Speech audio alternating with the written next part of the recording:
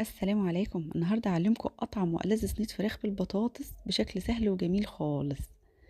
حضرت معايا صينيه بقى فيها معلقه من السمنه البلدي ومعلقتين من الزيت، سخنتهم على نار عاليه خالص، وهشوح فيهم بقى الفرخه بتاعتي بعد ما غسلتها كويس ونقعتها في محلول النقع ساعتين.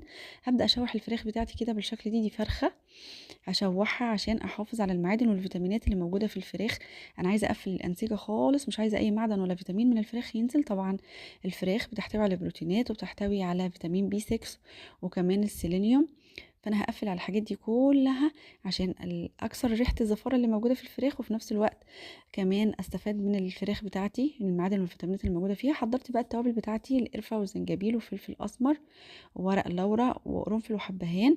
هحط الحاجات دي كلها على الفراخ كده واشوحها بيها الخطوه ديت بتخلي ريحه الفراخ خطيره. في التشويحه مع السمنه البلدي بتبقى جميله جدا بالشكل ده كده. ريحه التوابل بتبقى جميله مع الفراخ.